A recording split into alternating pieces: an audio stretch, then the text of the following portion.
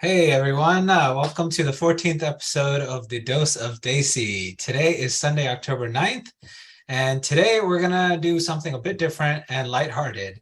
Both Hassan and I are fans of Marvel movies, and Hassan has previously asked if we can do a Marvel themed episode. So today we're gonna nerd out a bit again, as if we don't already, and then talk about all things Marvel. So we also have a guest joining us that we'd like to introduce shortly. So Hassan, I'll pass it on to you. Perfect. Hello, everyone. Yeah, that's right. Tonight we're doing a deep dive into what's coming up in the MCU, and we wanted to bring in another perspective as well. So I asked a friend of mine to join. I've had the pleasure of being on his Pokemon podcast, Victory Road, but I know he does many other podcasts such as Novel Gaming, Falling with Style, and speaking of Marvel, Walloping Web Snappers, a Spider-Man podcast. So I'm very excited for him to join us tonight. Welcome, Doug, to the podcast. Hello. What a formal intro. Thank you so much. Yeah, Welcome, so Doug. excited to have you. Yeah, well, before we get started, for everybody watching and listening, please feel free to share your thoughts, comments, and questions in the chat box throughout the podcast and nerd out with us tonight. Should be fun. So we just wanted to kick things off before we get into Marvel real quick, just kind of since you're a special guest, Doug, if you could just maybe tell us a little bit about yourself, your background, career, interests, just who is Doug? Yeah, well, I'm Doug, and I think most folks around the internet parts know me for podcasting probably more than they think I should. So you mentioned them. I started actually as a guest on like Power Rangers podcasts, started a Spider-Man podcast and Pokemon podcast, and it's funny because it's all the exact same stuff that I liked as a kid, and I must have gotten into the right franchises because none of it ever died and it's still happening. So that's primarily what I do on the internet. But I guess background wise, my background is in English literature. I work in a library. I paint. So those are some things about me that aren't necessarily my internet side of things. Oh, that's right. I didn't even notice the paintings until you just mentioned it. I was like, it looks cool though, like the colors and everything. I didn't realize that was your artwork. That's fantastic. Yeah. Nice. That's really cool. What types of stuff do you any like specific types of things that you paint? I see obviously we see some stuff in the back there, but Yeah, what are your like inspirations for? it's mostly abstract stuff. I don't think I'm very good at impressionism, where you're actually trying to make stuff look like other stuff. So I don't find it as fun. And since I'm just painting for myself, I usually just do sort of abstract, wacky, weird, colorful stuff because I think that's more fun for me. So inspiration-wise, it's a lot of cubism stuff, but not actually people that look like cubes, just cubes that look like cubes. Nice. Do you sell your art actually? Just curious. No, I haven't. I've thought about it because who doesn't want a lucrative side hustle? But Yeah. I've not gotten into it. It seems like it would be really tough to do, but who knows? Gotta try, or else you'd never know, right? That's right. Yeah. So you mentioned, Spider-Man podcast. So Yeah. obviously there's some interest in Spider-Man there, but what is your like Marvel background, or how much of a Marvel fan are you? Yeah, well, my Marvel fandom starts with Spider-Man. I grew up in the 90s, and that was the show that I watched the most, was Spider-Man the animated series, and then also like the Batman stuff and Superman stuff. That's not Marvel stuff. So it was primarily Spider-Man stuff, and then any sort of crossover they would do or any of those villain stories is how I would learn about other realms within the universe. Then, because of that, when things like X-Men Evolution came along, I was like, well, I know these characters, so I'll watch this too. As far as like the comic side of things, I'm definitely like a late bloomer in that realm. I would read like my friends' comics, but we never had them in our house, so it wasn't a thing I ever thought to really get into. But that side of things is almost entirely Marvel for me. It's the universe I spend more time in, and now because of the MCU especially, it's the universe that I think about and I'm probably more familiar with than the DC side of things. MCU wise, I think probably the same for a lot of people. I just started when they started coming out. I was already watching the pre-MCU stuff, like the Spider-Man movies, the X-Men movies, that I think sort of laid the foundation for all this, and rarely missed, because it's like kind of a historic thing to be alive during, you know, like there's nothing quite like it. It's a massive accomplishment, and it's cool to sort of experience it all as it's going on. Nice. Yeah, I think I'm kind of similar to you in that my exposure to Marvel initially was Spider-Man with the 90s animated series, along with X-Men. But then it's really the MCU when that started with Iron Man that I kind of got thrown into this whole world and really started like researching stuff and, you know, looking at theories online and all that. That was a big big thing that pushed me into it, I'd say. Yeah, for sure. Okay. What about you, Muda? What's your? I was gonna ask. This is gonna sound like a kind of a dumb question, but what universe is He-Man in? I think He-Man might be its own thing, but I don't know if it's owned by like a larger group at this point. I assume everything kind of is, but I don't know where it might fall. Gotcha. I mean, I grew up on He-Man. Mm-hmm. So that was like something like I know that I don't think there's like a movie for that or anything, but it was just a TV show. There should be. There totally should be. I think there might have been a Masters of the Universe live action movie, like maybe either when we were growing up or right before, or who I don't know when people were growing up. At least me, right? Because my brother was very into it, but for some reason, like I didn't get more than just like playing with the action figures. Gotcha. Yeah, I mean, for me, off and on, you know, like I had some introductions to Marvel and DC and whatnot, but they were all like once I had moved here to the US because I was born in India. So, but in India, like I grew up watching He-Man. That's why I brought that up. But yeah, and then once the movies started coming out, like I like really started paying attention and I like really got into it. So I guess I was introduced to it a little bit, like seriously, a little bit more later. Whereas like previously it was just like oh, okay, this is cool, but like I never really gave it that much of a thought, or I kind of was like in my own little world. So yeah, so I guess I'm bringing a slightly different perspective from that angle. Yeah. Awesome. Yeah. Well, with that, should we just jump right into what we have for tonight? So I pulled together some slides with a bunch of logos and things for us to kind of talk through as we take this journey through the MCU. So I will share my screen, and I can move my little Zoom toolbar. Okay, can you see like the logo in full screen now? Yep. Okay. Yes. Awesome. Yes. So first things first. The Infinity Saga. So this is phases 1 through 3, everything from Iron Man all the way through Avengers Endgame. Just general, you know, thoughts up until this point so far. Did you guys like it? What did you think of really the first decade of the MCU?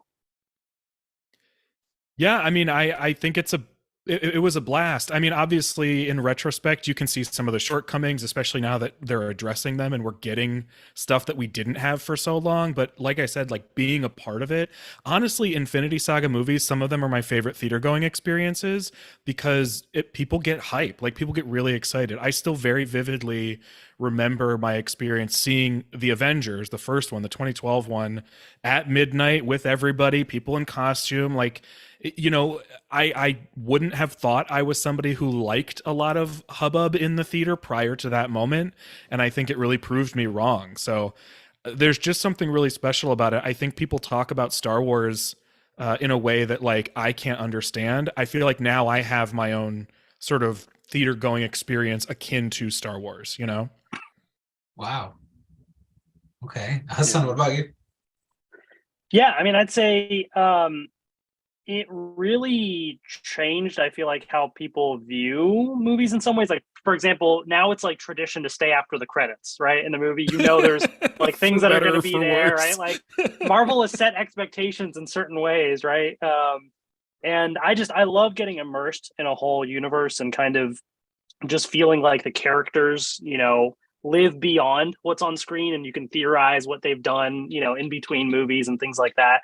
And I think this Infinity Saga really set the stage for that. So the combo of Infinity War and Endgame is like my favorite all-time, you know, movie stuff. I mean, it's just the payoffs for people that have been watching from Iron Man that entire decade of watching, I feel like they really serviced the characters well through all those movies.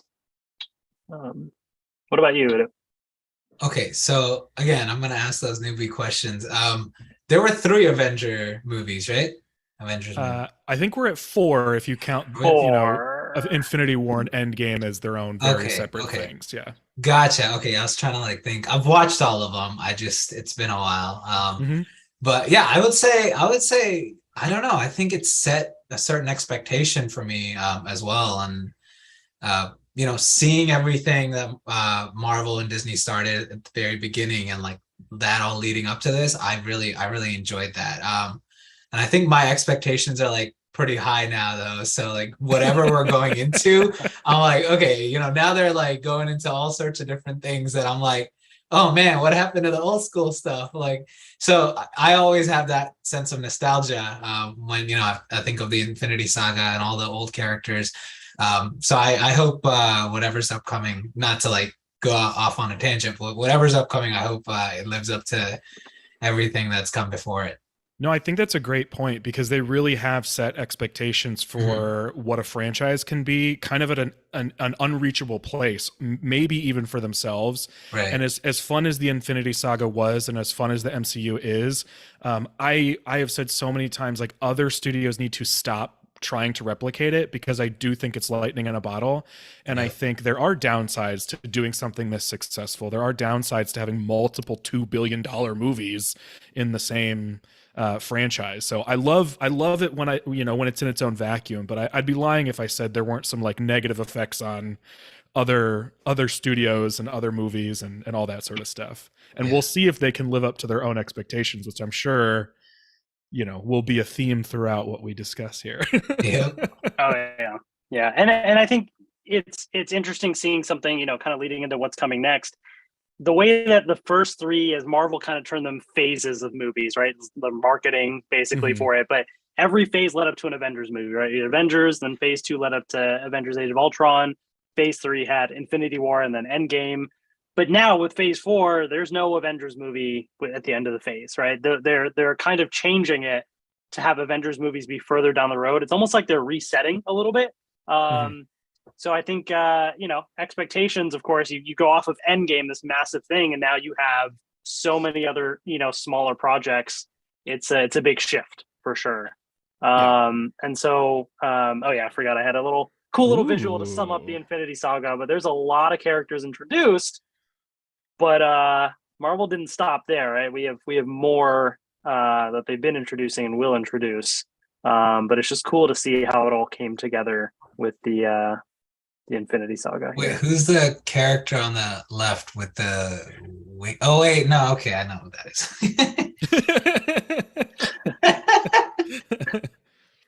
It's a lot, right? You do look at this. It is a lot. Oh yeah, this person. Oh right, that's right. It's a lot to keep track of. Spider-Man is so popping in this.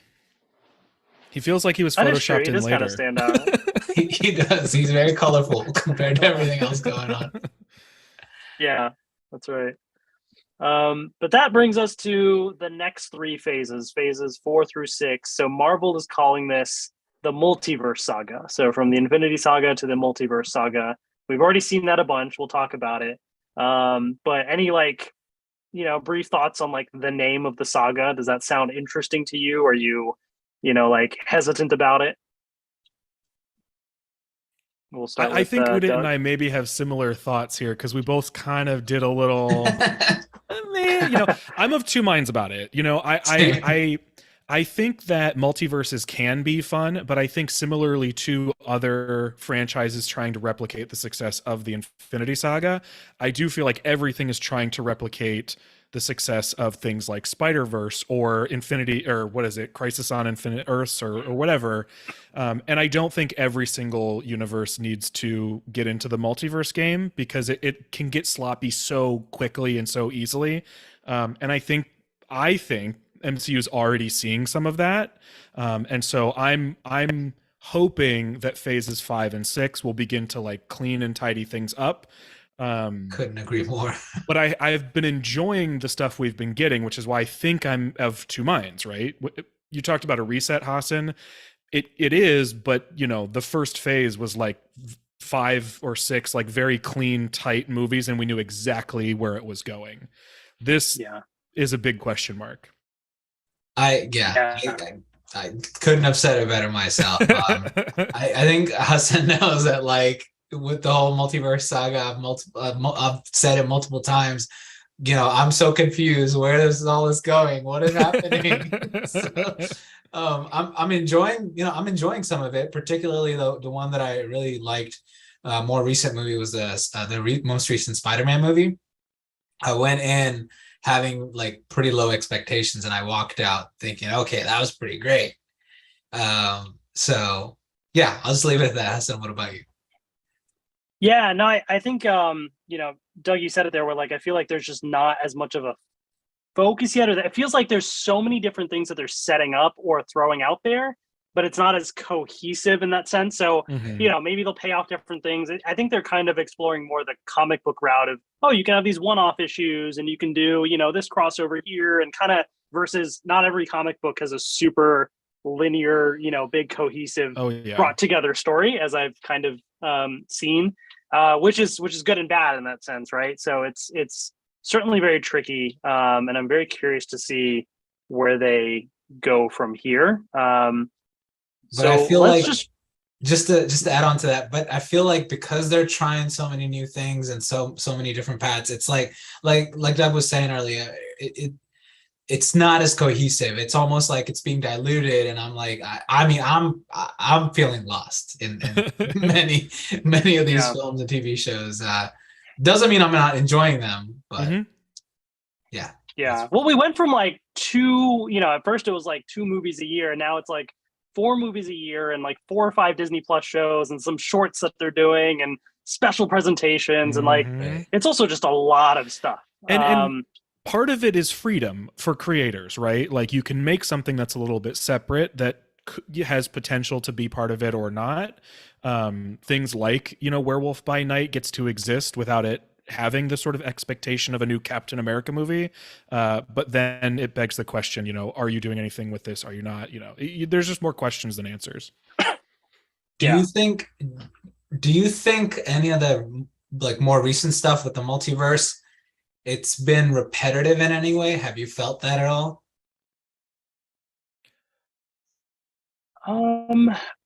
I don't think yet. For me, I think it remains to be seen how some of the upcoming movies will be, because there's, you know, obviously there's certain ones that we'll talk about, especially that are going to focus on multiverse stuff. But really the 2 big ones so far, well, I guess plus Loki as a show. Maybe let's jump into this slide here to kind of recap but basically like Spider-Man, Doctor Strange being big multiverse stuff, and then you had Loki as the show. I feel like they each sort of had some different focuses, at least so far. But I don't know. What are your thoughts overall? So this is just a recap of everything that has released so far in Phase 4, movies and shows. There's a lot of varied stuff here. So just rather than go through every single movie, are there certain highlights or you know, low points for any of you?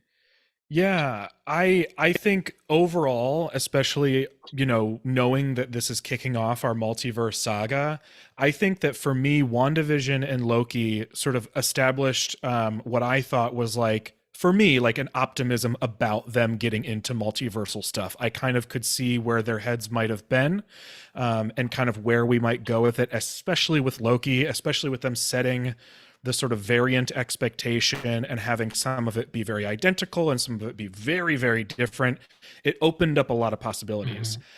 I think what might be surprising based on rankings I've seen from folks over the movies of this phase, I actually think the movies that got into the multiverse, like Spider-Man and Multiverse of Madness, sort of took me from that place of optimism and kind of knocked me down a couple pegs, because as fun as Spider-Man was, I don't know that it was like the greatest Spider-Man movie. And then Multiverse of Madness is like one of my least favorite Marvel movies, because I don't feel like they were really going where it felt like they had established with WandaVision and Loki. So now I don't really know what their version of a multiverse looks like outside of we can kind of do whatever we want.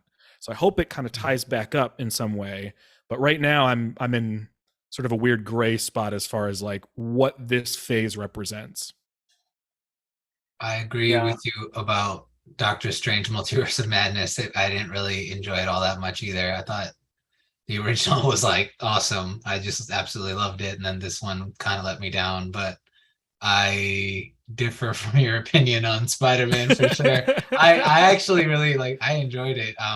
But I see what you're saying, that they kind of are setting themselves up to be like able to do whatever the heck they want, which I don't know how I feel about that yet. So I should clarify. I think Spider-Man No Way Home was an incredible achievement, and I give them all the props for pulling off something that like should have been impossible. And like, as a huge Spider-Man fan and someone who was watching all those Spider-Man movies, in theaters, like I was geeking out. Yeah. I had a lot of fun. I think it was a thing that the more I thought about, the more I was like, what? So we'll see. We'll see. Fair enough. Yeah. I think in terms of the multiverse, I think like it's a tool, right? And I think like depending on how you use it, like for example, a lot of people were like, when Chadwick Boseman unfortunately passed away, they're like, we'll just bring in a variant, and I was like, that just feels cheap, So I think they could like really abuse that tool, but then when they do it in the case of like, for example, with No Way Home, I love just seeing the universes collide, and the fact that they use that in a way to help tell. Like it was almost like this was Tom Holland's Spider-Man's origin story throughout all this, utilizing the other Spider-Man as well.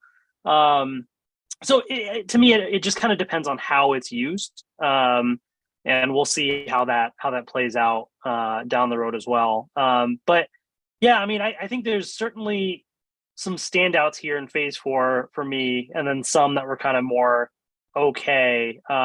Movie-wise, Shang-Chi was great. Spider-Man was great. I think those are probably my favorites out of the movies. And then show-wise, WandaVision, Loki, Miss Marvel, I think are the ones that really I say stand out for me. Sorry, I can't see Wait, what do you I was just gonna ask real quick, what are your top three, like out of all of the Phase 4? I guess if we can all share real quick, and then we'll move on. Just curious. We're smashing all the movies and TV shows together to make the same list? Yeah. I think that WandaVision I thought was most of it was really, really fantastic, and I found the end fine. I know a lot of people don't like the end of it, so I'd probably put that in my top 3. Maybe this is hard. Maybe Loki and Shang-Chi if I'm trying to just like fire off of my gut. Yeah. I would say Miss Marvel. Just loved the whole thing. It not without its flaws. The whole clandestine thing was a little wonky. But just loved everything about it. Loki, super fascinating. Really, really cool what they did with it. And then movie-wise, No Way Home was just a culmination of so much. I'd say those are my top 3. Okay. I would say Moon Knight for me, WandaVision, and I don't know. And the third one, I'm still like, maybe Shang-Chi? I don't know. The third one I'm like undecided about, but definitely really enjoyed Moon Knight. Definitely really enjoyed WandaVision. Yeah. So one thing, I guess, before we go to the next stuff here, I just want to touch on, what are your thoughts or feelings on how because this is the first time that we're integrating Disney Plus shows into the whole MCU, and the fact that now, for example, Black Widow introduces a character, and then that shows up and she shows up in Hawkeye. So like now they're crossing over as well. How do you feel about that new format? I'll say for me personally, I love having Marvel most of the year round. It's great to see. Obviously the quality may vary, but just to have some content keep going and to make the universe feel bigger is really cool. And I love when they take advantage of that and have folks move from one medium to the other. But curious about your perspectives as well. I'm really curious what you have to say, Udit, because you were talking about how you're worried it's getting too big to the point of being kind of confusing. And I feel like this question speaks exactly to that. Yeah, that's how I'm like trying to think before I say anything. So I guess Hassan, just to make sure I understand the question, it's how do I feel about the TV shows and the movies like being integrated, like coming together, or? Yeah, like instead of keeping up with like 3 or 4 movies a year, now you have all these shows that are part of the universe. So if you want to like, follow things in order and make sure that you know all the references, now you have all these shows and things, which on the one hand makes the universe a lot bigger and there's more you can do, but also there's more content and stuff out there. I have such mixed emotions about it. I feel like again, I'm my perspective is a little bit different, I guess. I'm not as well versed with Marvel stuff, or I wasn't prior to everything that they've done. But I think some of the TV shows are really great, and then other ones just are lacking for me. There's like, some of them are just like, to me, I was just like, yeah, I can't wait for the next episode. And every week I was like going at it. And then other ones I was, just like, okay. Like, is that really? So I don't know. I have very mixed feelings about it. Whereas with the movies, I feel like the movies, when they first started for like the last 15, 20 years or so, I felt like they were great and I was really looking forward to them. But recently there have been some kind of like downers, not downers in the sense that like they were terrible movies or anything. It's just they didn't live up to my expectations. Some of them, like Doctor Strange, for example. So I'm glad, I guess in a way I'm glad that they're branching out, but just because they're branching out, just because they're making more stuff doesn't mean I'm enjoying all of it. I'm still being picky in terms of like, I guess I'm being confused about it, but I'm really enjoying some of this stuff like Moon Knight. I had no idea what Moon Knight was before Marvel, brought it to the screen, to the TV screen. And I think that's one of my like favorite superheroes now. Still have a lot to learn about it, but we'll see where it goes. What about you, Doug? I don't want to. Yeah, no, I'm okay with it because I think I am sitting in a position where I'm just going to watch all of it no matter what. Like I think this is Marvel cinematic stuff is a high priority for me to watch, probably partially because I don't want to be spoiled on stuff, and a big part of it is because I've just been invested at this point for almost 15 years, right? So I'm okay with it because I know I'm going to be watching it in order and caught up and stuff. I do think it can be a lot. I do sometimes wonder if they're doing too much, but I remind myself that there are probably some stories and some characters we wouldn't get, or at least get the way that we are getting them, if they weren't in TV shows. Like, I worry that if they weren't so open about doing TV series, would we get the Ms. Marvel show and a multi-dimensional introduction to Kamala Khan, or would she have been introduced in the Marvels and been a lacking character like I think America Chavez was in Multiverse of Madness? I love America Chavez probably more than anybody can understand, because I don't think she's ever gotten really good content. So I was like really trusting the MCU to get it right, and they kind of like threw her into a movie. If she had gotten the chance to do a TV show, I think she would have been done much better. So I so agree. Totally agree. So I'd like to think that it's good because we're getting a wider breadth of characters that people will then find are their new favorite characters, like Moon Knight. I don't know that Moon Knight would have made it into movies without a TV show, or if he ever will. Who knows? Yeah, well, that's fair. So that's, I think, let's talk about what's current. So we have SheHulk, that's one more episode left, and then Werewolf by Night that just released as the first special presentation. So it's kind of like a little short film in a way, and curious as to everyone's thoughts on these shows. Uda, you said "uh-oh" here, so I have many thoughts. What you're thinking? I say somebody else take it for now. I'll piggyback on that. Okay. I'll kick things off here. So SheHulk, I'll say this, but then let me explain. I'll say this is one of my least favorite shows that they've done. That doesn't mean I hate it. I will say it's different, right? It's like a sitcom style show. And in general, I'm not super big on sitcoms. They just don't connect with me. I mean, they're like kind of entertaining to watch, but like I just don't, that format doesn't always work for me personally.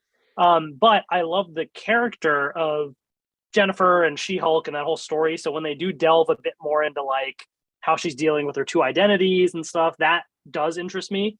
And I think they've been doing that more and more in the most recent, last couple episodes. So I've been enjoying that more and more, especially as some of the more serialized storytelling threads are starting to pop up as well. That's kind of hooking me a bit more. So it's been entertaining. Not one of my favorites, but I'm curious to see. I don't want to spoil things because I know before this we were talking about who hasn't seen the most recent episode, but that was probably my favorite one so far, and I'm looking forward to seeing what they do for the finale. And then I guess Werewolf by Night, I did watch that, and wasn't really sure what to expect, but very interesting, sort of campy horror style, mini short thing. Not my most favorite thing necessarily, but I like that they were able to explore something like this, and I think like having this format as a special presentation doesn't hold them to any boundaries for it, and it was a fun, interesting thing, and I'm curious to see what this may lead to into the future as well. Yeah, I'm intrigued by the special presentation format because I think the fact that they put a separate label on it, I think takes a little bit of weight off its shoulders, because I do think the bigger everything gets, the more questions people have. And I think they can very easily say, these are our special things. They're not real. Like, they might be a part of things, they might not be, but like just treat it as its own thing for the time being. Any other thoughts about She-Hulk in particular? Yeah. I like She-Hulk a lot. I get Armageddon fatigue from a lot of these types of movies. So like right after the Avengers movie, or better yet, right after Age of Ultron, I loved that the next movie we got was AntMan, which was like a very small scope movie and barely crossed over with the universe. Like, to me, that was like a palate cleanser. And after we got like two big sort of multiversal movies, this is the type of thing that for me is like a palate cleanser. The scope is much smaller. It's lighter hearted. The world is not threatened. The multiverse is not threatened. So it's like a light sort of course for me, I guess. I don't mind the sitcom stuff as much, but I do think what you're talking about speaks to a thing that Marvel's cinematic universe is going to have to sort of reckon with, which is the more you get into other, not just genres, but like actual formats of entertainment, the more they're going to have to try to figure out how much they want those things to intersect, because you're going to have to deal with the tonal differences, right? Scott Lang being like a goofball is okay because most of the movies already have comedy. So when you cross him over with somebody really serious, like, it's not going to make the whole thing fall apart.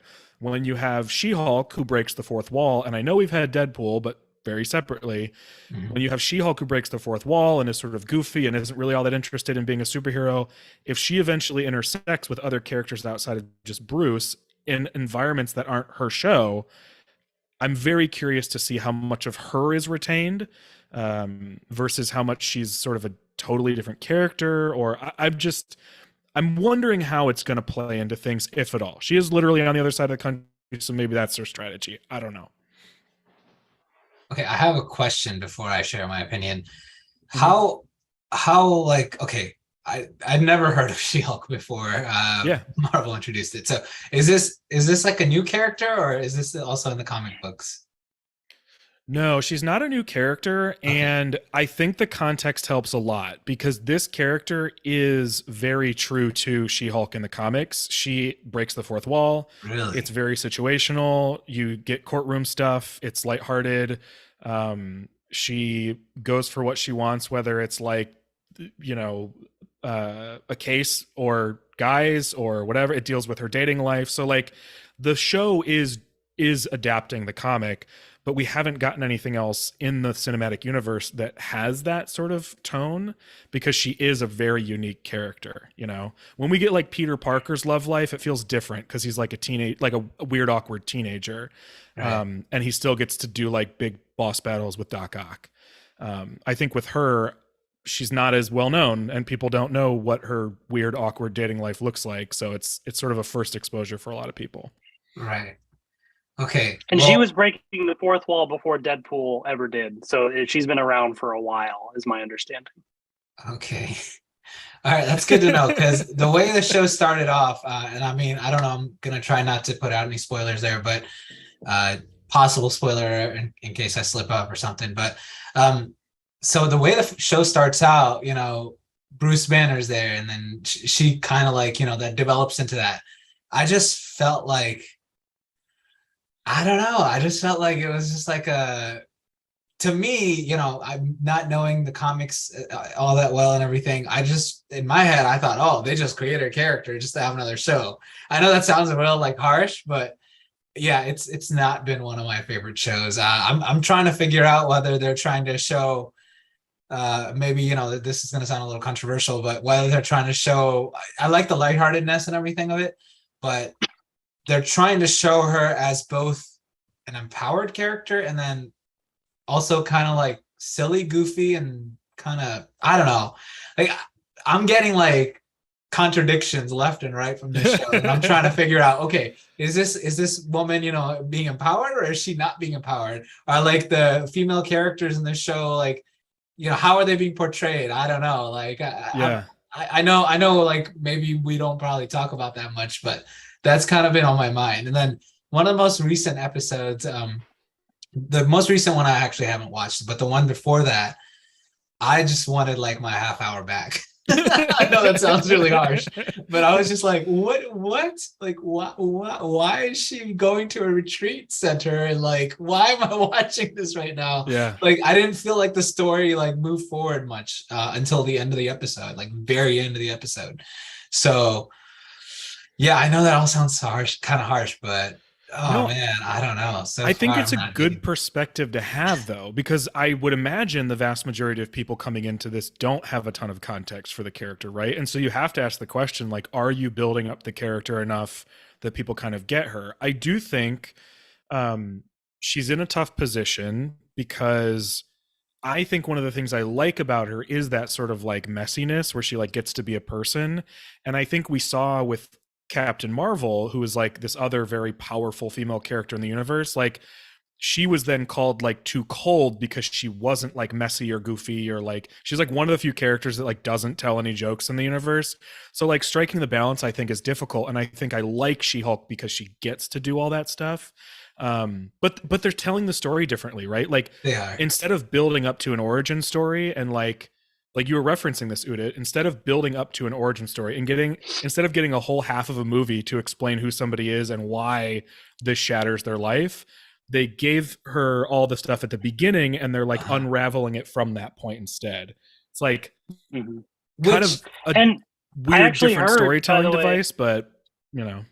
Which yeah, like they apparently obviously the writers initially had that origin story as episode 8 out of 9, and then they changed it a little bit later on to be the first episode. So that might speak to what you're saying of like initially they were planning to like lead up to that, but they just said, you know what, let's just get the origin out of the way, and changed it. I think it's kind of working though if what they're trying to show is that she might be able to control the like superhero side of things for the reason that she explains to Bruce at the beginning, but she's also led an entire life of seemingly being put together, and the more she has to deal with being She-Hulk, the more she has to confront like, maybe I'm not really that put together and I need to figure out how to like cope with that. I see. Yeah, I mean, honestly, I didn't mind it so much in the beginning. Like I was enjoying the humor. I thought it was silly. I thought it was great. And then the like I said, the last episode, not the most recent one, but the one before, I don't know what number is that, like 5? Episode 5? 7. Okay, sorry. The most recent one is episode 8. Okay, so yeah, episode 7. Yeah, sorry, I haven't been counting all that well. But yeah, that episode kind of ruined it for me. So I'm hoping, you know, when I watch the most recent episode, I'll start it'll bring things back together for me, and hopefully I'll start to enjoy it again. All I'll say is don't quit on like after that last episode. You'll regret it. Okay. I think I was hearing from several people that this latest one was their favorite of the series. Fair enough. Yeah, I'll say, knowing you, I think you're going to enjoy it for one specific reason. But you know, you'll have to watch it and see. All right. But But All right. yeah, Now you piqued let's my get into curiosity. what's upcoming with the MCU. This is a lot of great conversation, but there's a lot of stuff that Marvel has on their slate, boy. and I want to get through what's coming up. So, Black Panther, Wakanda Forever. So I'm going to sum up a couple things, and then we'll just digest it all together. So Black Panther, Wakanda Forever, coming to theaters November 11th. Essentially, it's obviously dealing with the loss of Chadwick Boseman, but Wakanda, just sort of the summary says fighting to protect their nation from intervening world powers in the wake of King T'Challa's death. And then we also know that they're introducing the new character of Namor the Submariner, who was the first ever villain the Avengers faced in the comics. So a pretty big comic character being introduced in this movie. As well as also introducing the character of Riri Williams, who is Ironheart. So she makes Ironheart armor, essentially kind of like the Iron Man successor in the story. So that'll be interesting to see. I guess in the interest of time, I'll bunch one other one in here of the Guardians of the Galaxy holiday special, which is another special presentation. So this is the next time they're going to do a sort of mini short film. And it's essentially a holiday special that takes place, before Guardians of the Galaxy Volume 3. Don't know too much about it, but, it'll be interesting to see. We don't have a release date or anything. We just know it's coming this holiday. So, yeah, thoughts on Black Panther and the Guardians holiday special? I'm excited about Black Panther. Didn't they, in the most recent trailer, I think I heard somebody, one of the characters, talk about like Quetzalcoatl or something, or something like that. Yeah. And I was like, what are they referring to? Go ahead, Dan. I've never been more excited for the movies to completely reinvent a character, because Namor is just a character I have never been able to get into. I'm sure there's cool stuff out there. I just don't know what it is. So feel free to send it to me and convince me that Namor is cool. I'm thrilled they've reinvented him. They've kind of taken, I think, certain schools of thought that associate Atlantis with Mesoamerican culture, because there are some schools of thought that kind of mesh the two, and they've taken that as their inspiration for Namor. And I think it looks so rad, and I think it sounds really cool. I think it makes a lot of sense with what the Black Panther movies have kind of established as sort of pseudo political type movies, where you kind of have these big nations outside of the United States, where everything else seems to take place. I think it's cool that they'll then introduce Atlantis, and that it will be a different version of Atlantis than we're used to seeing. I do like that, actually. Never thought of it that way, but yeah, actually, I do like that aspect of it, the outside of the US, like what's happening, around the world, that kind of thing. Yeah.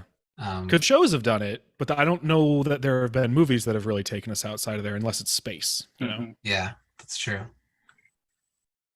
Yeah. I will say that trailer, the first trailer, makes me cry every time I watch it. It's just the way it's put together and edited, the music choice, everything is fantastic. And I am not prepared for this movie. I'm very, very excited. And it's definitely one of the absolute highlights in the upcoming slate. I can't wait for it. Mm-hmm. As for the holiday special, Steve in the chat says, I hope it's just a beat for beat Star Wars holiday special. I don't know that I wish for that, but I do hope that because James Gunn has a sense of humor, it will be incredibly sort of goofy and campy. I'm sure plenty of people disagree with me on that, but it's a holiday special. Like, let it be stupid. And it's the Guardians. Like, they're already kind of corny. Yeah. So my only hope for that is that I'm laughing, Yeah, I'm very curious about this, because like they haven't done an MCU holiday special, but like Guardians is, I think, the perfect choice for something like that. So I mean, people compared it to Star Wars like as a space opera when it first dropped, so it only makes sense that they would do a holiday special. I did not know this was happening until now. So. I bet a lot of people don't, because I feel like they revealed a logo and stuff, but then also just there's no trailers, there's nothing. Yeah. There's like toys that are showing up. I was at Target, they have an advent calendar or something for like the Guardians of the Galaxy holiday special. I'm like, people don't really know about this yet. Just like Werewolf by Night, they announced like just a couple weeks before it came out. I suspect this will be a last minute sort of thing, but it's coming out. So from there, by the way, Black Panther, I guess technically the holiday special is the end of Phase 4. So Black Panther is really the big movie at the end of this phase. The first time we're not having an Avengers movie at the end of a phase. Wait, so are they going to do something like crazy huge with Black Panther then? I guess we'll see. Right? I mean, I don't know if it's just huge in terms of obviously the anticipation and it's a big event film and in terms of that, or storyline wise, or Multiverse Saga. Is there going to be a reason for it being the end of Phase 4? I guess we'll have to see. I'm very curious to see how that plays out. I've heard rumors and things, but I want to hold. I don't want to like throw those out here for folks that are avoiding some of that stuff as well. But yeah, so let's go into Phase 5. So I'm gonna again go through a couple real quick, but we have Ant-Man and the Wasp: Quantumania, the third Ant-Man and the Wasp film, where the synopsis talks about Scott Lang and Hope. Together with Hope's parents, the family finds themselves exploring the quantum realm, interacting with strange new creatures, and embarking on an adventure that will push them beyond the limits of what they thought was possible. And I want to throw out there this image that shows Ant-Man and the Wasp, and I forget the name of the other character here, but I believe this is Scott's daughter, Cassie, is the one in purple, but I don't know like the superhero name of the character. And in the background is that Jamie Foxx again? No, so that's Did you say Jamie Jonathan Foxx Majors. again? Yeah, from like the new Spider-Man movie, like. No, this is sorry, Jonathan Majors from Loki. From the end of Loki. Okay. Sorry. So he was it was He Who Remains, and he had talked about, you kill me, then all my variants will come. Well, here we go. King the Conqueror, major character from the comics, apparently. One of a huge villain to do with like time travel, multiverse stuff. So I think this movie's really going to get into all that. Doesn't it look a little bit like, okay, correct me if I'm wrong, but doesn't it look a little bit like the Electro guy from Spider-Man? A little bit? With him in the background with all the blue and the like whited out eyes, I see where at first glance you'd get that from. But I don't know that I'm assuming they're letting Jonathan Majors not be painted blue or purple or whatever for these movies. At least I'm hoping so. I think there was I forget if there's an image that they talked about it. I think like he's not, but he has like a helmet and like the visor might be tinted blue or something. So they'll kind of do something like that, I think. I'm good with that. But I guess, I guess on this one, I'll say I'm super excited about it just because of the fact that this seems to be a big movie in the Multiverse Saga. And Kang the Conqueror, I don't know too much about the character beyond what I've read on the internet and the fact that I love Jonathan Majors in the one episode of Loki, and I am incredibly excited to see like this big, massive character be introduced in this movie. Yeah, he's incredible. So I'm excited to see what he does with this character. I only know this character like by reputation and from like a Lego video game.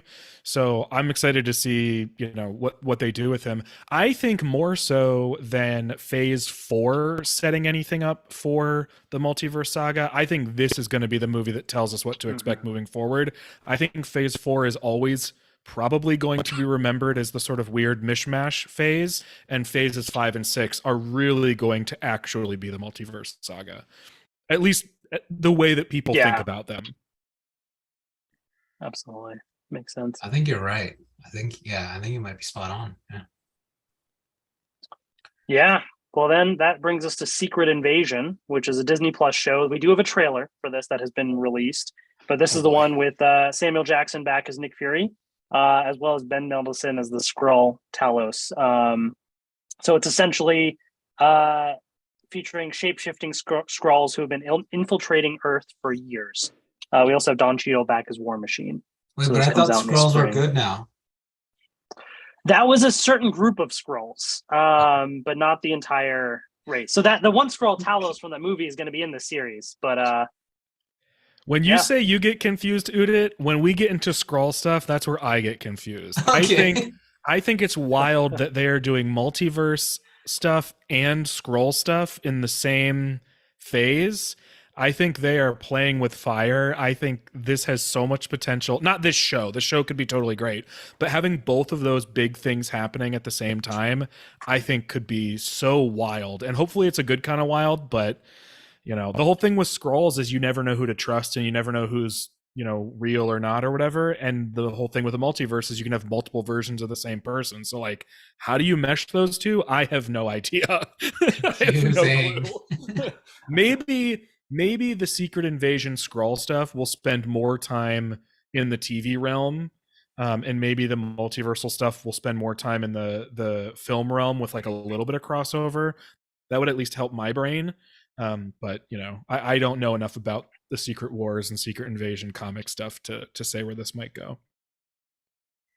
I don't know. I don't know much of it either. I was surprised to see Nick Fury show up on the screen again when I saw the trailer for it. Yep. Yeah, for sure. Then Guardians of the Galaxy Volume 3 comes out in May next year. Don't really know too much about it. Obviously, there's a lot that has happened with like Gamora coming back and Endgame, but a different Gamora, and obviously there's a holiday special in between. So this is supposed to what James Gunn has said is this is definitively the end of his Guardians of the Galaxy trilogy. This is the end of the story he wanted to tell with Guardians of the Galaxy. So that doesn't necessarily mean we'll never see these characters again, but this is the end of the story that he set out to tell from the beginning, and he's mapped everything out to this point. So I guess we'll see what ends up coming of this, but I've enjoyed the other Guardians movies, so do they split up? Looking forward to this. I guess we'll find out. We don't know. Sorry, do they split up? Do they die? Do they what? Who knows? Maybe they all die. We don't. Maybe a bit of both, perhaps, in the words of one Guardian of the Galaxy. The first one's still one of my favorite Marvel movies, so I am excited for this one. I have some theories, but I won't say them because if they end up being right, people will be mad at me and say I spoiled stuff. I want to hear these theories after the podcast. So then next summer we have Echo. So this is the character that was introduced in the Hawkeye series. So she Maya Lopez. So she's getting her own spin-off series where she must face her past, reconnect with her Native American roots, and embrace the meaning of family and community if she ever hopes to move forward. Worthy of note is Daredevil and Kingpin will appear in this series. Makes sense given that Kingpin is her uncle, which was shown in the Hawkeye series. So, very curious to see what comes of this series. Wait, is there a trailer for this? No trailer yet. I think we're in the territory now where we don't have any trailers for anything else now. Okay. This is all just announced like at conventions or something. Gotcha. Okay. But you haven't seen Hawkeye though, have you? So this, that's probably going to help before this series for some background, I would say. Gotcha. I haven't seen Black Widow either. Those are the two I haven't seen. And Black Widow helps to lead into Hawkeye, so that's kind of the. That's very true. Okay. Well. At least it's a whole branch. You know exactly what path to follow, This is true. Any quick thoughts on this one, Doug, for Echo? I don't know very much about this character outside of what I saw in Hawkeye. I liked her. I liked how they handled the character. I feel like they handled her with a lot of respect. I'm very excited to see her intersect with Daredevil for similar reasons. And I love Vincent D'Onofrio, so I'm pumped. I don't know what to expect, but I'm pumped. Yeah, for sure. Then we have season 2 of Loki announced for next summer. It's filming now. And then also next summer is The Marvels, the sequel to Captain Marvel, but it's going to feature Captain Marvel, Monica Rambeau from WandaVision, and then also Miss Marvel as well. So some fun summer stuff. I'm excited about both. I loved Miss Marvel. Very excited to see where the story goes for The Marvels, and obviously Loki was really cool, and the way they ended it with that cliffhanger ending, I'm just curious to see what they do for season 2. Mm-hmm. What are you all thinking about these summer events? Doug, you go ahead first. Very excited for more Loki. I thought that show was really fun, and it couldn't have ended where it did without doing more. So I'm glad we'll get the more. And I've been excited about the Marvels since they announced that it would be, all of them together. Ms. Marvel, the comic, Kamala Khan's comic, is one of my favorite comics ever. I think it's so good. So I was thrilled that she was, introduced in this universe, and I can't wait to see her interact with Brie Larson's Captain Marvel. I think Brie Larson's Captain Marvel is going to be allowed to be fun after, the events of Endgame and all that sort of stuff. So I'm excited to see them all interact. And they all just seem so much fun and so excited. And, Monica Rambeau deserves a spotlight. So. Yeah. I think going back to Guardians of the Galaxy, I'm excited. I'm pretty excited about Guardians of the Galaxy. I haven't really enjoyed those movies. Very curious about Echo, but obviously I don't. I need to watch Black Widow and Hawkeye before I have any sort of opinion. Loki, I really enjoyed season 1, so I'm excited about season 2. And the Marvels, let's just say I'm curious to see how they're going to bring it all together. Excited, but more curious because that seems, I don't know, to me it seems kind of tricky to like bring like one character, one of the can't talk, Miss Marvel, like, wait, I'm getting it mixed up in my head. The movie was more serious than the TV show. Yeah. So seeing how they bring it together and whether it's I don't know, I'm just curious. Yeah, and styly too. That'll be interesting because like Miss Marvel also did some stylistic things with the visuals and all that. So like, will they bring that into the movie or not? Like, how do they mesh those together? Right. Like that'll be interesting to see. Yeah. How they handle that. Right. But yeah. Then we have Blade. So excited. November next year. Well, I say November next year, but they just recently announced. I think they lost the director. Like he like left. So this probably is going to get delayed. But Mahershala Ali is Blade, and that's all we know. But that makes me incredibly excited because at least what I know of him from the Luke Cage show, I think it was fantastic. And yeah, I'm excited about Blade. I don't know if this is confirmed, but I feel like I heard a rumor that Sam Raimi was approached for this, and if that's true, I'm doubly excited for this because then it will be his own movie instead of picking up someone else's movie, like in Multiverse of Madness. Wait, what's Blade again? Sorry. Vampire with a sword. Okay. All right. Okay, fair enough. And how does that vampire with a sword get introduced to such like? I don't know. There was I think it was the Eternals had a post-credit scene that alluded to him existing in the universe already. So I imagine it won't be an origin story so much as a revealing that maybe there were vampires the whole time or something. I don't really know. Vampires are kind of weird even for the MCU, so we'll see. But there was a whole trilogy prior to this that I'm sure they'll pull a little bit from. They'll probably pull from comics. They'll probably pull from all over the place to figure something out that fits. Gotcha. And that whole like monster part of the Marvel stuff, I think there's some team called the Midnight Suns I heard about. And I think Blade's a part of it, maybe some characters from Werewolf by Night and other stuff. So maybe that's what they're going to tie together in some way, possibly. Interesting. Werewolf by Night was pretty much self-contained. So I'll say that. So I don't know, but that could be what they're going to do with it. I guess we'll see. Then Ironheart, who's going to be introduced in the new Black Panther movie, but then she's getting her own Disney Plus series. All I really know is she's super smart. She builds her own armor just like Iron Man and is like, I don't know what makes her different necessarily, but I know she's like a different, the quote unquote like successor, I guess, or spiritual successor in a way to Iron Man. Do you have any additional knowledge on Ironheart, Doug? Only a little bit. She's part of that sort of legacy cast among like Miles Morales, the new Gwen Stacy, Ms. Marvel. Like she's kind of that cloth. But I've only seen her in little bits and pieces, but I'm excited to see her. I got pretty hyped when they actually showed her, the little bit they showed of her in that Wakanda Forever trailer. Oh yeah, the new trailer. Yeah, you can see her armor. She's like there's like when you see like Tony Stark in the Iron Man suit with like that whole like they showed her like that with like the suit, and I think a little bit of it flying I A think. little bit. It's hard to really get a good look at it.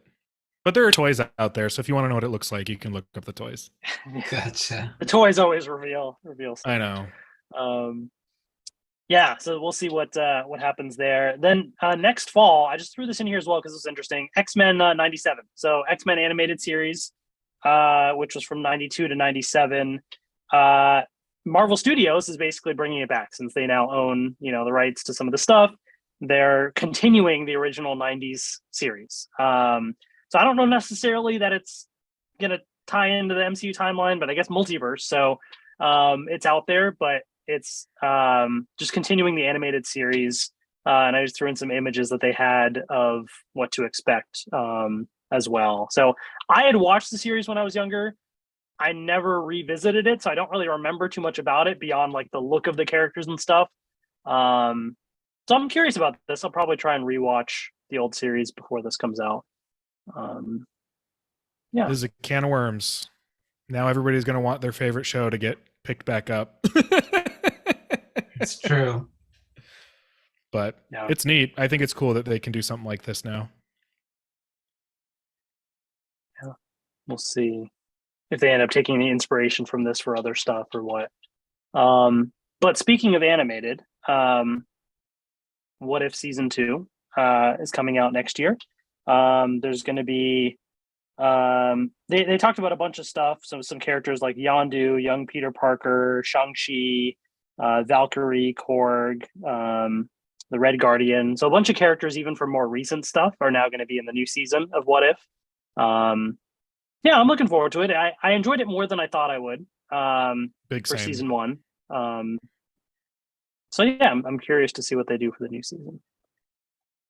I feel like I have mixed feelings about this one. Again, it goes back to like Marvel wanting to do whatever the heck they want, that kind of a feeling. So we'll see. Just because the last What If, it like tied into the whole multiverse thing, and I think didn't it? It did, right? Yeah, it did. It did. I gave you that look because I like What If a lot better when it's its own self-contained thing. Yeah. So that's I like it, and I think I'm just going to pretend it's its own thing for my own sake. Fair enough.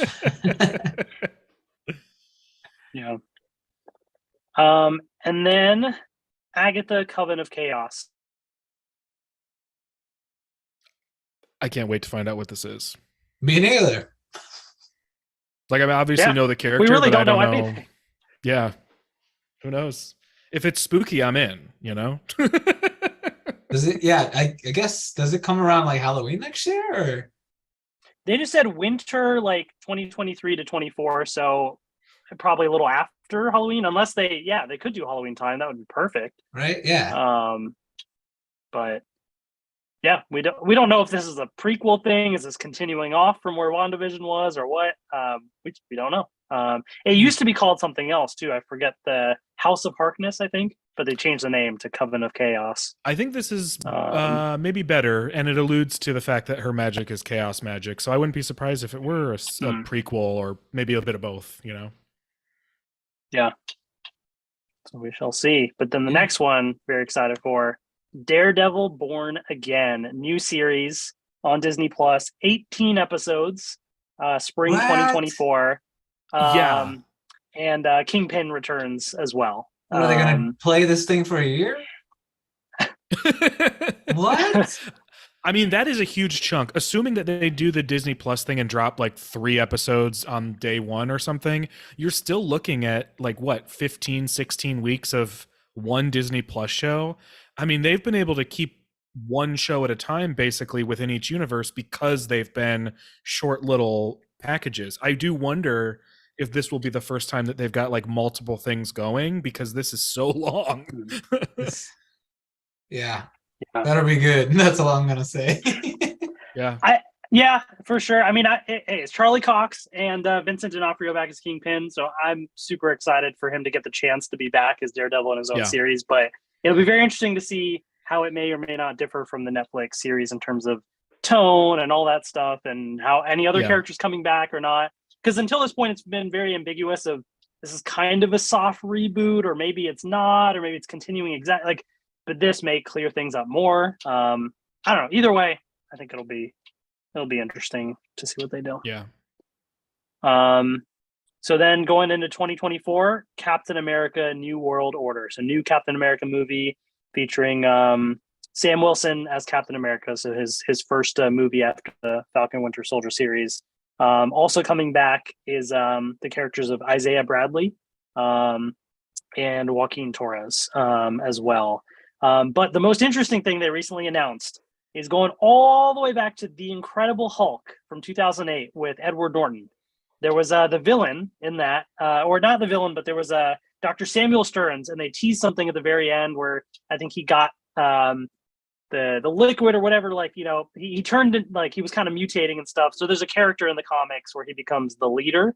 So apparently the leader is going to be the villain in this movie. So they're bringing a villain from The Incredible Hulk all the way back to the Edward Norton 2008 Hulk from, you know, a decade ago. In this movie, so I'm very curious to like where they're going with it. I'm already confused. Incredible Hulk is like the sort of like you know, ignored stepchild of this universe, and they're actually referencing it in like a big way. Yeah, my theory is that this may be where She-Hulk shows up in a movie. If they're bringing back the leader, then maybe they'll bring back other Hulk characters, maybe even, you know, Bruce Banner, others. You know, who knows? Maybe they'll even tease something because we have one more episode of She-Hulk left, so we'll see. But I've seen the Edward Norton ones, the Hulk movies, but I'm trying to remember who the leader is. So he was the scientist dude that was like he was communicating with, I think. I forget exactly. It's been a while since I've seen. Got a big old head, I think. Okay. I guess we'll find out. Yeah. Curious. Yeah. And then that brings us to the end of Phase 5 with Thunderbolts. All I know about Thunderbolts, so this is July 2024, is this is sort of like Marvel's version of the Suicide Squad, like a bunch of like anti-heroes together. And you'll see this is the lineup. This is the image that they announced with folks like Ghost from the second AntMan movie. You got Yelena from a Black Widow, Red Guardian from Black Widow. You got, you know, a few folks from a variety of stuff. And I'm very curious about this. I don't know too much about Thunderbolts, but just seeing this lineup makes me very curious for it. Yeah, I don't know anything about the Thunderbolts. I know these characters from their shows and movies. And I would suspect that Thunderbolts is going to be like either Captain America New World Order is going to be like, or Thunderbolts is going to be like, maybe together, the Avengers cap of this phase. And I could see Thunderbolts being it in a weird way where like, this is our team, but is it? You know what I mean? Yeah. Yeah, because they have, in a way, they've been building up to this with certain movies and certain post-credits things too a little bit. Yeah. So this kind of does feel like they've been building up a lot, but one of the things they've been building up, I don't know. But they're going to be a disaster. Like, we all know that. So where it actually goes from there, I think, is the big question. And I think they could do some cool stuff. Yeah. So then the next two things, or I guess next couple things, we don't really know what phase they're in necessarily, but there's some animated stuff. Spider-Man Freshman Year, animated series that is like a prequel to Spider-Man, but then we later found out is really like an alternate, variant Spider-Man, where instead of like Tony Stark giving him, being his mentor, it's Norman Osborn. Like Charlie Cox is going to be the voice of Daredevil in here too. So there's going to be other characters showing up as well. But it is an animated series. I think I have an image, of like different Spider-Man suits, different characters that are going to be in this series. So it's not going to be voiced by Tom Holland or anything, because this is like an alternate version of Spider-Man. And then another animated series is Marvel Zombies. So this is like from the What If series, the one zombie episode. I guess it's getting its own series. There's apparently a comic that's Marvel Zombies, so they're doing stuff from that. All I know about this is I think it's supposed to be like mature rated, so it's going to be like really heavy into probably all the gore and stuff, I would imagine. So that's interesting, I guess, for an animated series from Marvel. But yeah, I know, Doug, you're, I forgot I had this image as well of Marvel Zombies. A bunch of characters that they're bringing in Shang-Chi, Kamala Khan, a few, folks, few villains. Doug, I know you're big into Spider-Man, so any thoughts on freshman year? Yeah, I actually, probably because of the context that I, watch Spider-Man and talk about it, I was actually sort of like, I don't need like an MCU Spider-Man cartoon. So I was actually happy when they presented it as sort of an alternate version that will be familiar, but not just sort of like a straight prequel. I'll be covering it. It'll be the only show we've ever covered like in real time. So I'm excited about that.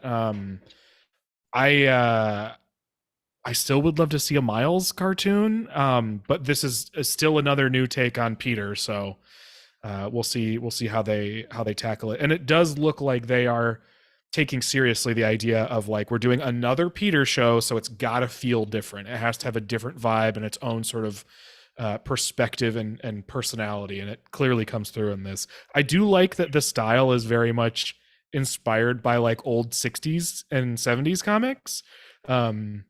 This Doc Ock design is like straight out of his origin, but then it has like some new sort of modern elements too. So I'm curious. I don't know if we know how robust of a series it'll be. I'm hoping that it'll be as big as any other Spider-Man cartoon. This will effectively be our next Spider-Man cartoon. We've never not had one since like 2011, I think. So we'll see how it picks up the mantle. And I will say they did announce sophomore year, so there's going to be a second season of this as well. Interesting. So this will be a long-standing series. Right. But I don't know. Do any of these interest you? I just don't know enough about any of this, unfortunately. So I don't know if I have like an opinion on it yet, but it's pretty far out, right? Like it's another 2-3 years out. We're talking like probably 2024 or zombies even maybe a little bit after that. It's kind of unclear, but yeah. Okay. Spider-Man so far they've I think stuck with 2024.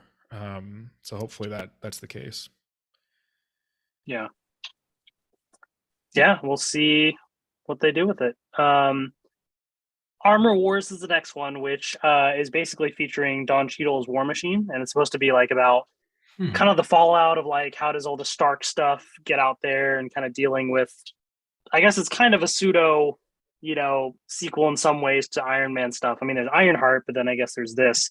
We don't really know too much about it, except that this was going to be a Disney Plus series, but they recently announced it's actually going to be a movie. So we don't know the release date because a lot of stuff is changing. And then we know that apparently the Secret Invasion show leads into this. And Don Cheadle's War Machine and Secret Invasion, like he comes back in that show. So I don't know if there's Skrull stuff happening here also in this movie or what. But I guess it's interesting. War Machine, he gets his own movie. So that'll be cool to see. I will say I feel bad for anyone who's like didn't start watching Marvel movies from the start and is like maybe jumping in now. They're probably like, what is going on? At least I would be if I were just hopping into this. Yeah. Anyway. And it's crazy because like we had this many things that would be announced in like the Infinity Saga, but that's like over a decade. This is like in the next 2 years. It's right. All this stuff is lot. Like very soon. It's as much as I like Marvel, I feel a bit like, wow, this is intense. Like there's a lot happening. How do I keep track of everything? But it is exciting to have Marvel movies like you were saying, or Marvel content year round. So that's good. Yeah. We got only a few more announced projects on the horizon, which are, at least we're assuming in some cases, are Phase 6 based on the release dates as well. But we have the recently announced Deadpool 3 with Hugh Jackman back as Wolverine. So we don't really know how this is going to fit in because they even kind of joked about it in the videos they released, to the fact that this is its own universe, but now it's MCU. But like, who knows? It's Ryan Reynolds as Deadpool, Hugh Jackman as Wolverine. I'm excited about it. I actually think this is going to make more sense than most of the multiverse stuff they've done so far. So I trust them 100%. I agree. I am excited about this one, though. Until you said Wolverine, I don't know why. I'm gonna say something real newbie, but this logo or like this image made me think of Deadpool plus Jurassic Park. I don't know why. No, I know exactly why, because they did the same thing with one of their logos. Yeah, so I was like, interesting, but okay, makes sense. Maybe there'll be dinosaurs in here. We don't know. You never we don't know know. what they're gonna do. Anything could happen with Deadpool. That's true. It's the multiverse. Mm-hmm.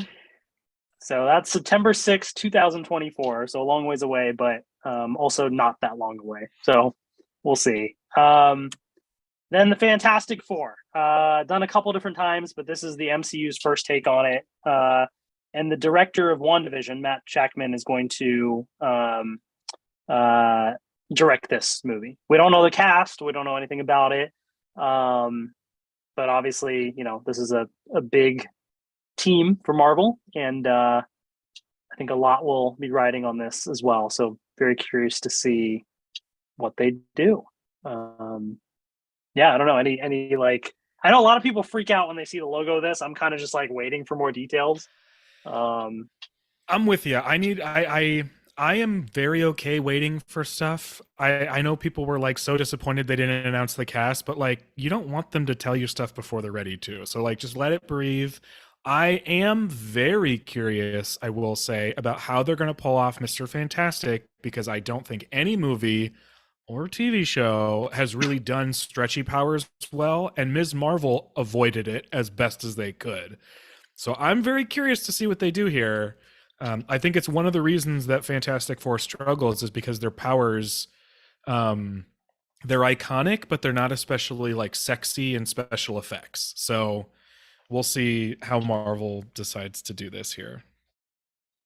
Again, I couldn't have said it better. I agree with, yeah. I was really into the Fantastic Four way back in the day, but I got disappointed. I got like burned by, the way things went one too many times. So we'll see. We'll see how it goes. Yeah. So that leads to our final two things, which we'll kind of cover together since they are sort of related, is we have two Avengers movies.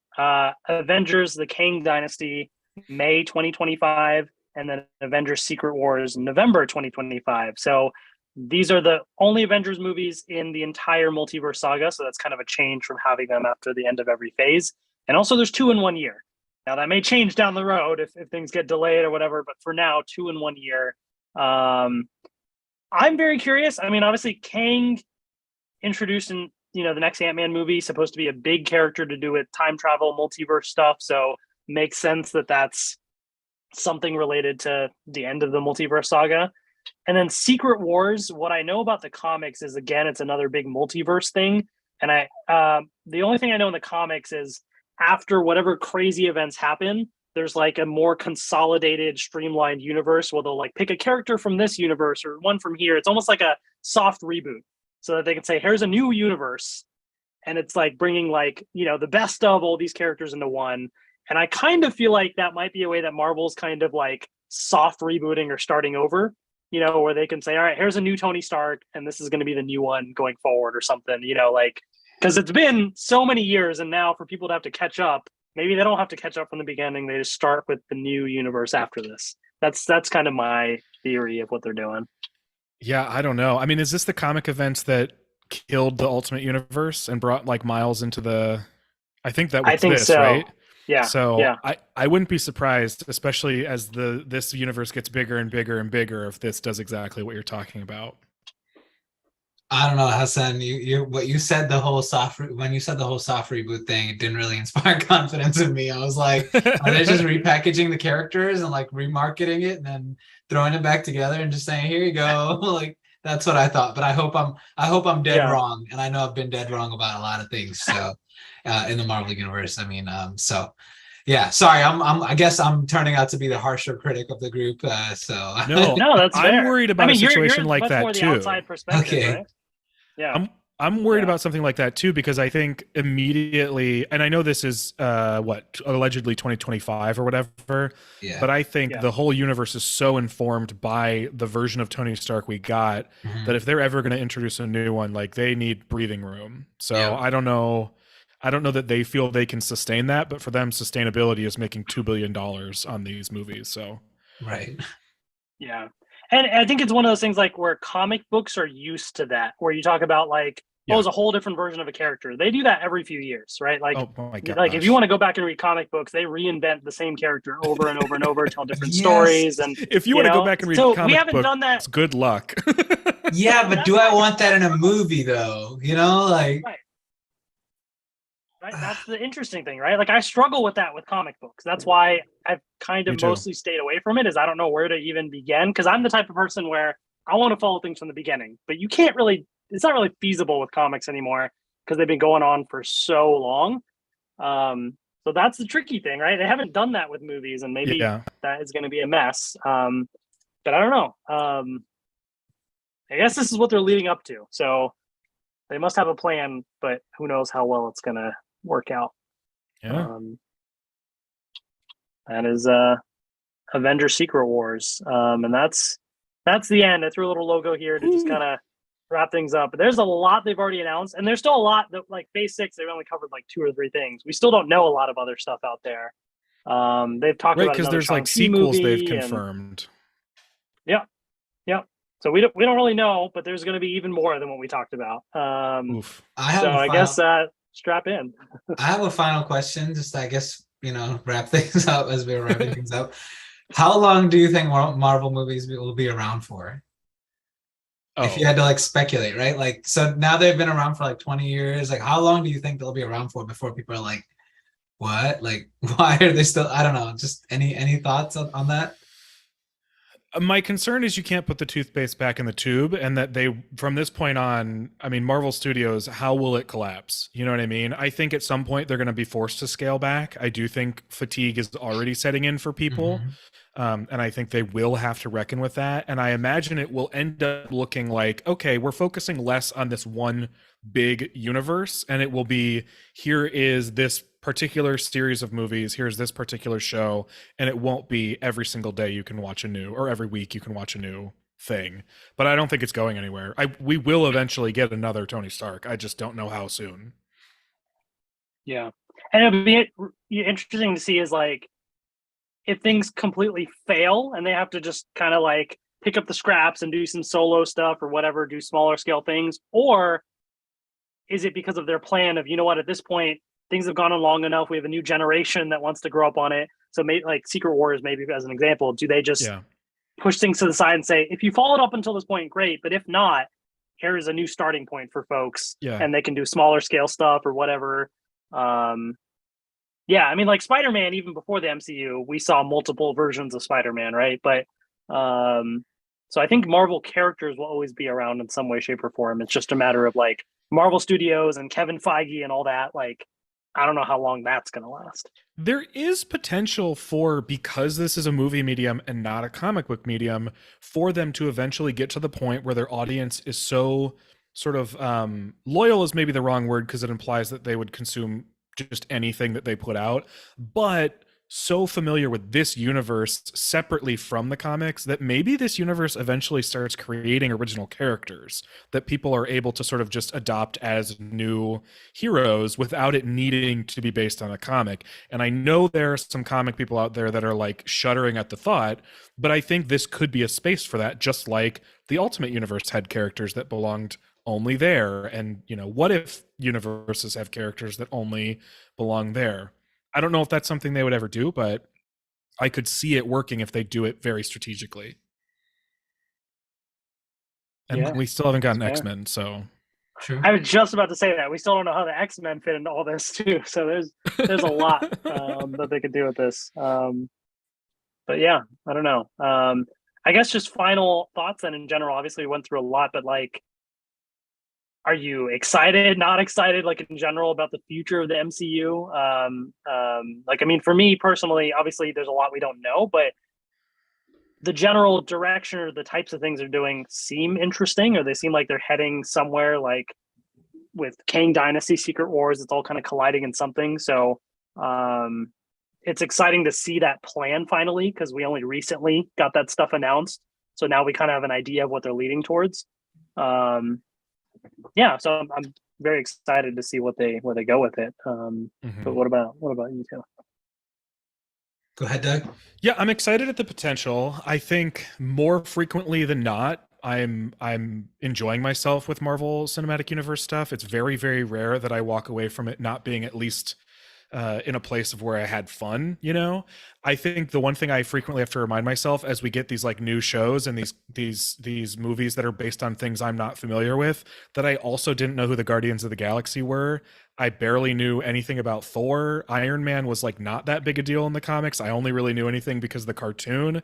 So like when I see a show like Echo and I'm like, I don't know who this is, or like Armor Wars and I'm like, I don't know this story, I just need to remind myself like Guardians are one of my favorite things and I'd never heard of them before. Fair enough. So if I can keep in that mindset, everything is exciting for me, you know? You explain these things really well, by the way. Like, I feel like I can really like 90% of the time I feel like I can really relate with what you're saying. So I am excited overall. I think with some of the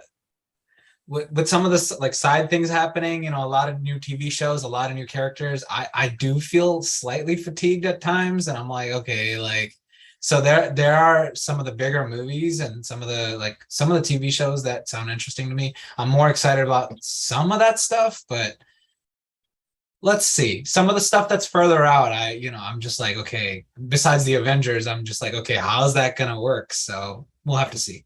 It's a lot. It's a lot. I think fatigue makes sense. Like I feel that with Star Wars frequently, and I'm worried for the day where I really feel that with MCU, you know. Yeah. Yeah, absolutely. Well, yeah, there's a lot to see coming on the horizon for sure. I do want to give a shout out in the chat as well. I'm just popping up and seeing all this stuff because I was sharing the screen, so I missed it. So I apologize. But there's Steve in the chat, so shout out to Steve for all the comments and thoughts that have been put out there as well about all the upcoming series. Yeah, oh my gosh, I'm trying to see if there's anything specific to highlight there. Steve, I just did one comment, and then we'll all be 60 and still seeing superhero movies. How does that feel? Hey, I think about our retirement homes frequently, and I'm just going to say they're going to be bumping. Like, it's going to be awesome. We're going to be the coolest old people that ever existed. And then Eric as well. Shout out to Trekkie V47 Eric, who was also on our podcast previously as well. And he said he's never getting burned out on Marvel. So he's ready for it all, which is great. But yeah, thank you so much, Doug, for joining us tonight. It's been a pleasure speaking with you. Do you want to give any shout outs, to all the podcasts that you're on, kind of share where folks can really get in touch with you? Sure. Yeah. I mean, first off, thank you for having me. I am honored. I saw some of the folks you've had on before, and I am very very humbled to be in their company for sure. So thank you. And like I said, you can find me on, well, I don't know if I said this, but it's right there in my name. You can find me on Twitter at Ikkybooley. It's not a real word, so ICKYBOOLEY. And that's the best place to find stuff that I'm working on. I do have a Spider-Man cartoon podcast that I do with my friend Derek, a Pokemon podcast that Hassan, you've been on several times, and we're gearing up for a new Pokemon game, so it's going to be in full swing very soon, and a books and video game podcast with my friends Katie and Vicky, and through Walloping Web Snappers, Derek and I do a side podcast called Falling with Style, which is all about Pixar movies. And each month we cover one of the Pixar movies and we do them in release order. And we're about to drop our episode on Turning Red, which means we only have one movie left with Lightyear before we are like in real time. So we have nearly covered the entirety of the released canon. So if you're ever looking for a podcast to binge, there will very soon be 26 episodes of the entire Pixar canon, if that is something you are into. That's awesome. Yeah. All right. Well, yeah, thank you again for joining us as well, and for everybody in the chat. Make sure you share your thoughts with us via any comments in social media as well. So our podcast is on Twitter at the Dose of Desi, and you can email us at the doseofdesipod@gmail.com. Yeah, and thank you, Doug. I also just want to take a moment to thank you. It's been great meeting with you. Like I said, I could really relate with a lot of the things you said. I know we differ in terms of She-Hulk and a few other shows. Fight on She-Hulk. That's okay. But I think I really enjoyed talking to you. So thanks for coming on, and yeah, hope to chat with you again soon. Yeah, likewise. Thanks. Thank you. Yeah. So with that, just a reminder, keep an eye on our social media. We do have Twitter, like Hassan already mentioned. We do post polls and episode notifications on our Twitter channel. Is that what it's called? I don't use Twitter much. I'm so like out of it. It's crazy. But yeah, with that, I hope you enjoyed today's episode. Thank you, Hassan. Thank you, Doug. And we'll see you next time. Bye.